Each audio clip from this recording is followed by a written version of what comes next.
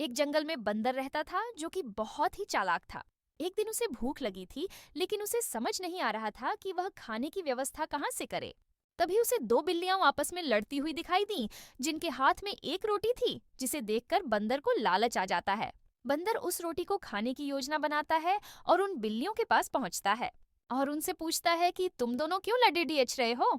एक बिल्ली बोली कि मैंने यह रोटी रास्ते से उठाई है, इसलिए यह मेरी। तभी दूसरी बिल्ली बोली कि इस रोटी को सबसे पहले मैंने देखा था, इसलिए यह मेरी है। बंदर ने बोला कि इसमें लड़ने की क्या जरूरत है, मैं इस समस्या का हल निकाल सकता हूँ। बिल्ली बोली हमें तुम्हारी जरूरत नहीं है, हम आपस में निपट लेंगे। बंदर ने कहा अगर ऐसा होता तो इतनी देर तक तुम दोनों लड़ते नहीं रहते। तुम दोनों डालने की जगह रोटी आपस में बांट लो तो समस्या सुलझ जाएगी। दोनों बिल्लियां मान गईं और उन्होंने ने रोटी बंदर को दे दिया ताकि बंदर दोनों में बराबर रोटी बांट सके। बंदर ने जानबूझकर एक बिल्ली को बद्धा टुकद्धा दिया। तभी दूसरी बिल्ली बोल पड्ढी की उसका हिस्सा बद्धा है और मेरा छोटा।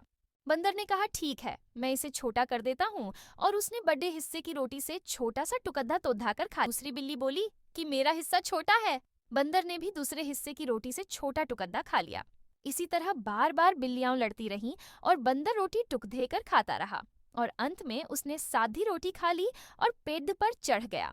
बिल्लियां एक दूसरे का मुंह तकती रह गईं।